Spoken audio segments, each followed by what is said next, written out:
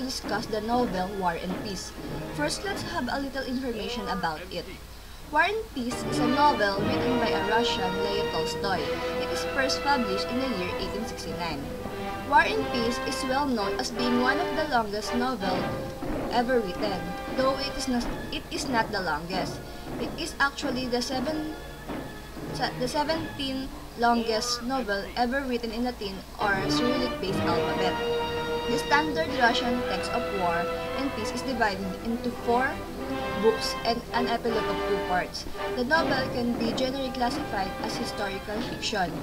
The novel begins in the year 1805 during the reign of Tsar Alexander I and lead up to the 1812 French invasion of Russia by Napoleon. The era of Catherine the Great from 1762 to 1796, when the royal court in Paris was the center of Western European civilization.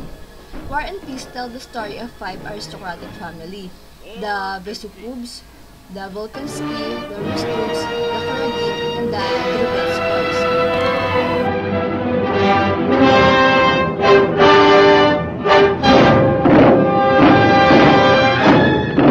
And now, let's proceed to the genre of War and Peace. They are the war drama, historical fiction, philosophical literature, realism, family drama, romance, and lastly, the literary fiction. War and Peace.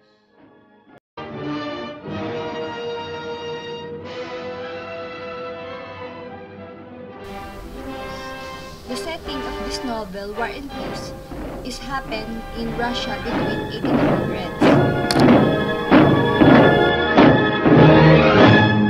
War and Peace.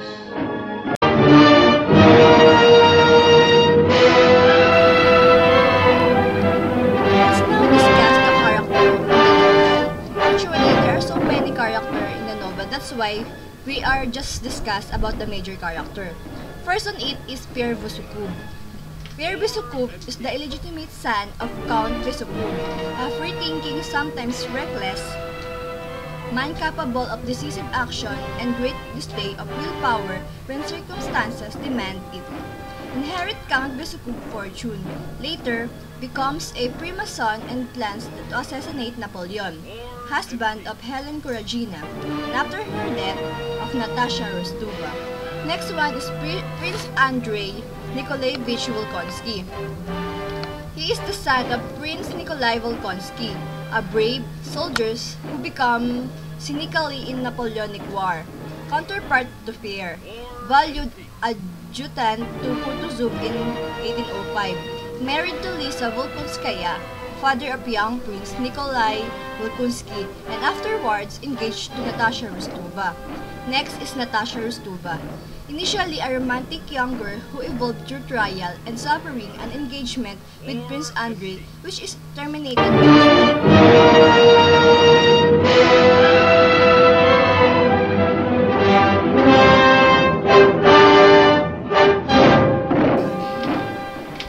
And now, the conflict. First is Countess Rostova and Prince Nicholas Volkonsky verbally abuse the peasants who are under their commands. In a patronizing manner, they openly discuss how lost the peasant would be without their guidance. Second, the war happened in Russia. Of course, the resolution on it is the war ends and the Russia have a peace. War and Peace.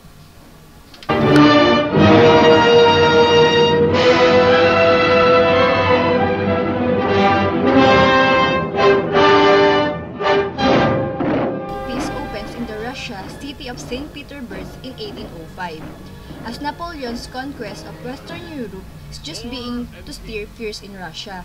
Many of the novel's characters are introduced at a society hostess party. Among them, Pierre Besukhov, the socially awkward but likable illegitimate son of rich count and countess, and Andrei Volkonsky, the intelligent and ambitious son of retired military commander.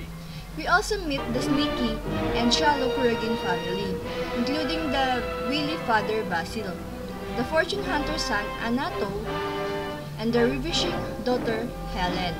We are introduced to the Rostov, a novel Moscow family, including the lively daughter Natasha, the quiet cousin Sonia, and the ambitious son Nicholas, who has just joined the army led by General Kutuzov. The Russian troops are mobilized in alliance with the Australian Empire, which is currently resisting Napoleon's onslaught. Both Andrew and Nicholas go to the front. Andrew is wounded at the Battle of Austerlitz, and though he survived, he long presumed dead. Pierre is made sole heir of his father's fortune and marries Helen Kuragin in a daze. Helen cheats on Pierre, and he challenges her seducer to a duel, which Pierre nearly kills the man. Andrew wife's Liz give birth to a son just as Andrew arrived home to his state. Much of the shock of his family, Liz dies in childbirth, leaving Andrew's devout sister Mary to raise his son. Meanwhile, Pierre, disillusioned by married life, leaves his wife and becomes involved with the spiritual practice in Freemasonry. He attempts to apply practice teaching to his state management and share this teaching with his skeptical friend Andrew, who is doing work to help reform the Russian government. Meanwhile, the Rostov family's fortune are failing, thanks in part to Nicholas' gambling debt. The Rostov consider selling their beloved family estate. Although Nicholas is encouraged to marry a rich heiress, despite his early promise to marry Sonia. Nicholas' army carries continues, and he witnesses the great peace between Napoleon and Tsar Alexander. Natasha grows up, attends her first ball, and falls in love with various men before becoming seriously attached to Andrew. Andrew's father objects to the marriage and requires Andrew to wait a year before wedding Natasha. Natasha reluctantly submits to his demand, and Andrew goes off to travel. After Andrew departs, his father becomes irritable and cruel toward Mary, who accepts the cruelty with Christian forgiveness. Natasha is attracted to Anatole Kuragin. He confesses his love. She eventually decided that she loves Anatole and plans to elope with him, but the plan fails. Andrew comes home and rejects Natasha for her involvement with Anatole. Pierre consoles Natasha and feels an attraction toward her. Natasha falls ill. In 1812, Napoleon invades Russia, and Tsar Alexander reluctantly declares war. Andrew returns to active military service. Pierre observed Moscow's response to Napoleon's threat and developed a crazy sense that has a mission to assassinate Napoleon. The French approach to Bolkonsky state, and Mary and the old Prince Bolkonsky are advised to leave. The prince dies just as French troops arrive. Mary, finally focused to leave her state, finds the local peasant hostile. Nicholas happened to ride up and save Mary. Mary and Nicholas feel the strings of romance. The Russian and French fight a decisive battle at Borodino, where the smaller Russian army inexplicably defeat the French forces, much to Napoleon's dismay. In St. Petersburg's life, the higher social circle continues almost unaffectedly by the occupation of Moscow. Helen seeks an annulment of her marriage with Pierre in order to marry a foreign prince. Distressed by this news, Pierre becomes deranged and flees his companion, wandering alone through Moscow. Meanwhile, the Rostov packs up their belongings, preparing to evacuate, but they abandon their possession to convey wounded soldiers instead. Natasha's younger brother Petya enters the army. On the way out to the city, the Rostov take along the wounded Andrew with them. Pierre, still wandering half-crazed in Moscow, sees widespread anarchy, looting, fire, and murder. Still obsessed with his mission of killing Napoleon, he saves a girl from a fire but apprehended by the French authorities. Pierre witnesses the execution of several of his prison mates and bond with a wise peasant named Platon Karateev.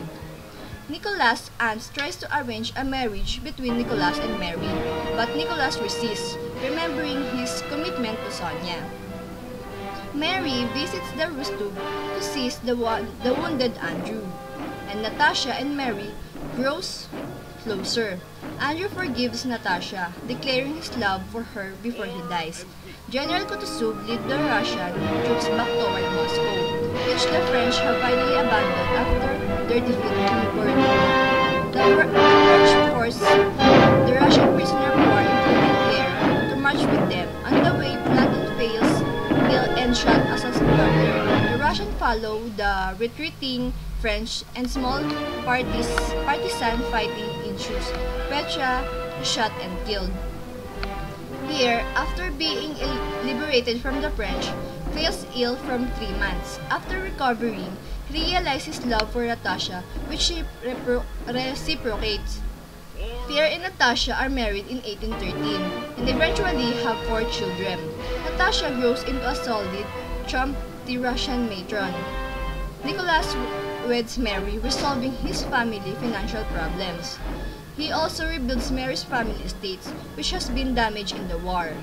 Despite some tension, Nicholas and Mary enjoy a happy family life.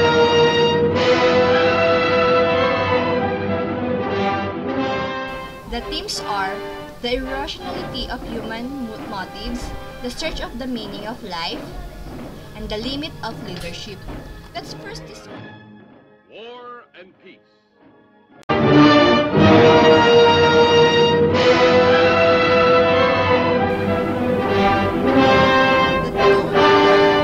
They are not serious, honest, keeping it real, intellectual, philosophical, and deep thoughts. One way to think about War and Peace is a novel that trying as hard as possible to tell you the truth. The truth about relationship, the truth about home life, the truth about the way boys and girls grow up and mature, as well as the truth about politics, army life, and how war actually happens. There always this urgent earnestness in Tolstoy's tone. Not that totally lacks humor, but overall, he tends to just calmly point out where others have gone wrong and how a reasonable person would see the situation. Again, the tone of the story are serious, honest, keeping it real, intellectual, philosophical, and deep thoughts.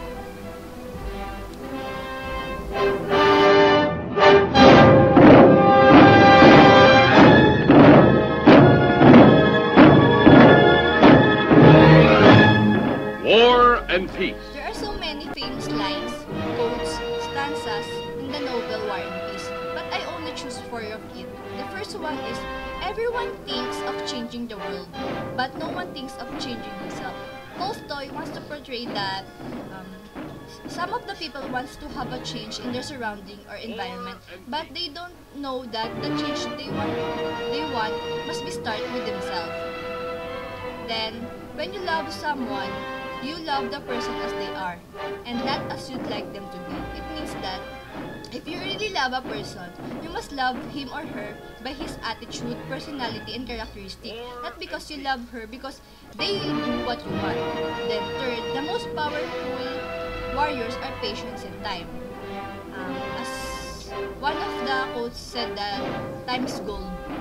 Then next, and lastly, every lie is a poison. There are no harmless lies. Only the truth is safe. Only the truth gives me consolation. It is the one unbreakable diamond. Tolstoy said that lie is very harmful for every one of us.